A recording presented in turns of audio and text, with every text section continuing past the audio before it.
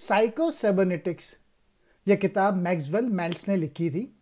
یہ new York time کی best seller کتاب. اس کتاب میں دماغی جسمانی تعلق کو بتایا گیا ہے. اس کتاب کے مصنف ایک ڈاکٹر سرجن تھے. اس کتاب کی 35 ملین کتابیں بک چکی ہیں. عام آدمی کو عملی طور پر خود کو بہتر بنانے کا ایک درست اور سائنسی طریقہ پیش کیا گیا ہے اس کتاب میں. اس کتاب میں آپ سیلف امیج یعنی خود کی شبیہ کے بارے میں جانیں گے.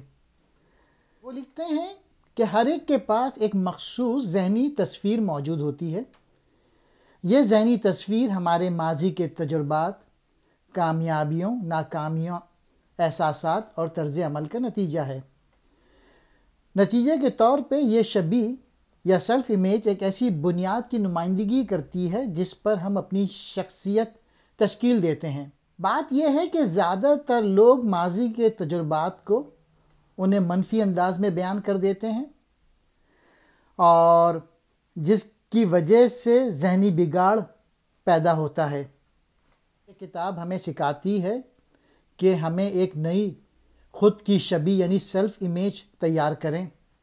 ہر انسان کامیابی کے لیے پیدا ہوا ہے. ہر انسان کی اندرونی عظمت ہوتی ہے. وہ لکھتے ہیں میں نہیں کر سکتا، میں کافی ہنرمند نہیں. ان جیسے خیالات آپ کو مکروہ بناتے ہیں. میں اس کا مستحق نہیں ہوں. ہمارا دماغ تخیل اور حقیقت میں فرق نہیں کرتا. ماضی کی ناکامیوں کو چھوڑ دو، غلطیاں بھول جاؤ، ناکامی کو بھول جاؤ، سب کچھ بھول جاؤ سوائے اس کے کہ اب آپ کیا کرنے جا رہے ہیں اور کیا کریں گے. اگرچہ ہم اپنی کامیابیوں کی طرف مڑ کر دیکھنا شروع کریں کیونکہ وہ ہمیں آگے بڑھنے کے کاموں میں مزید کام کرنے کی ترغیب دے سکتے ہیں. ہمیں اپنی ناکامیوں کو مکمل طور پہ بھول جانا چاہیے. ہماری غلطیاں اور مصیبتیں ہماری زندگی کے لیے رکاوٹیں ہیں. ہم میں سے زیادہ تر لوگ بیرونی حالات کی وجہ سے اپنی خوشی ملتوی کرتے ہیں. ہم آج کی زندگی سے لطف اندوز نہیں ہو سکتے. اگر آپ خوش رہنا چاہتے ہیں تو آپ کو پریشانیوں کے باوجود مسکرانا سیکھنا ہوگا. ظاہر ہے کہ ہم ہر وقت خوش نہیں رہ سکتے، لیکن یقینی طور پہ ہم زیادہ تر وقت خوش رہ سکتے ہیں اور اس مثبت ذہنی حالت صرف مشق کے ذریعے ہی حاصل کی جا سکتی ہے. خود کو چیلنجوں کے خلاف متحرک طریقوں سے کام کرنے کا عہد کریں اور مثبت تصویر کو ذہن میں رکھیں. البرٹ آئنسٹائن نے ایک بار کہا تھا لوگ سائیکلوں کی طرح ہوتے ہیں. وہ اس وقت تک توازن برقرار رکھ سکتے ہیں جب تک کہ وہ حرکت کرتے رہے ہوں. کامیاب لوگ ہمیشہ دوسروں کے فائدے کو مد نظر رکھتے ہیں. اپنے آپ پر شک کرنا ایک ایسا زہر ہے جو آپ کی فلاح و بہبود اور بیرونی دنیا کے ساتھ آپ کے تعلقات کو خطرے میں ڈال دیتا ہے. سیلف کانفیڈنس یا خود اعتماد. اگر آپ اپنی زندگی میں ماضی کی کامیابیوں کو یاد رکھنے کے قابل ہو جاتے ہیں تو آپ مستقبل میں ان کو نقل کرنے کی اپنی صلاحیت پر فطری طور پہ یقین محسوس کریں گے. بحران یا کرائسس یہ ایک ایسی صورتحال ہے، یہ یا تو آپ کو تشکیل دے سکتی ہے یا آپ کو توڑ سکتی ہے. وہ لکھتے ہیں کہ اپنی عادات اور خیالات کو تبدیل کر کے آپ اپنی زندگی کو بہتر بنا سکتے ہیں. آپ اپنی تصویر اور کامیابی کے طریقہ کار کو بدل سکتے ہیں. You can change your self image and success mechanism. چاہے ہمیں اس کا ادراک ہو یا نہ ہو، ہم میں سے ہر ایک اپنے ساتھ ایک ذہنی نقشہ یا تصویر لے کے چلتا ہے.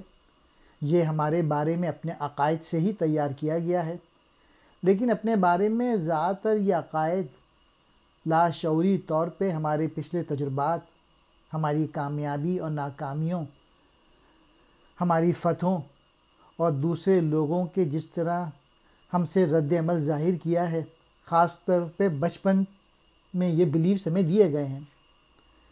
Whether we realize it or not, each of us carries about with us a mental blueprint or picture of ourselves. It has been built up from our beliefs about ourselves. But most of these beliefs about ourselves have unconsciously been formed from our past experiences, our success and failures, and especially in early childhood. Doctor mails एक plastic surgeon थे. इस मैदान में काम करने के दौरान उन्होंने महसूस किया कि लोगों की प्लास्टिक सर्जरी हो गई, फिर भी उनके अंदरूनी एहसासात और तर्ज अमल एक जैसे ही रहते हैं. उन्होंने बताया कि हम सब का एक सेल्फ इमेज मौजूद है जो हमारे माजी के तजुर्बात की बिना पर तैयार हुआ है, और कुछ लोग मुस्तकिल तौर पे कामयाब रहते हैं जबकि दूसरे मुसलसल नाकाम होते रहते हैं. उन्होंने ये सीखा प्लास्टिक सर्जरी के ज़रिए कि ज़्यादातर अफराद का मकसद बैरूनी तब्दीली करके, जैसे प्लास्टिक सर्जरी के ज़रिए अपनी ख़ुद की शबीह को तब्दील करना है. वो लिखते हैं कि अपना सेल्फ़ इमेज करने का एक तरीक़ा ये है कि अपनी माजी की गलतियों को फरामोश करें और आगे बढ़ें. वो लिखते हैं कि आपको अपने अकायद को तब्दील करना होगा और ज़हनी मश्क को बेहतर बनाना होगा, और इसी के ज़रिए आप अपने ज़हनी इमेज को दुरुस्त कर सकते हैं. He suggests that personal success can be created by purging all negative memories. When you start feeling negative, you should look for the cause of this negativity. More often than not, this negativity will be irrational. Therefore, use rational thinking to show the absurdity of your negativity. तख़य्युल आपकी कामयाबी के तरीक़ेकार की पहली कलीद है. English में कहते हैं imagination, the first की to your success mechanism. A human being always acts and feel and perform in accordance with what he imagines to be true about himself and his environment. एक इंसान हमेशा अमल करता है और महसूस करता है और उसके मुताबिक कारकर्दगी का मुजाहरा करता है जो वो अपने और अपने माहौल के बारे में सच्चाई का तसव्वुर करता है. खुशी जहन की ऐसी कैफियत है जिसमें हमारी सोच खुशगवार होती है. जब एक मसला हल हो जाता है तो दूसरा उसकी जगह ले लेता है. ज़िंदगी मसाइल का एक सिलसिला है. खुशी एक ज़हनी आदत है जिसकी काश्त और तरक्की करनी चाहिए. वो लिखते हैं दूसरे लोगों की ज़्यादा तारीफ़ करना शुरू कर दें, माजी की कामयाबियों को याद रखें और नाकामियों को फरामोश करने की आदत बनाएं. इससे कोई फ़र्क नहीं पड़ता कि आप माजी में कितनी बार नाकाम हो चुके हैं. अहम बात यह है कि आपने कामयाबी की कोशिश की है जिसे याद रखना चाहिए. बड़े आदमी और बड़ी शख्सियात गलतियां करती हैं और उनको तस्लीम करती हैं. ये छोटा आदमी है जो एतराफ़ करने से डरता है कि वो गलत था. नाराज़गी, गैर मुनसिफाना सलूक और अपनी नाकामी को छुपाने की कोशिश करता है. वो लिखते हैं कि ख़ुद पे तनकीद करना छोड़ दो.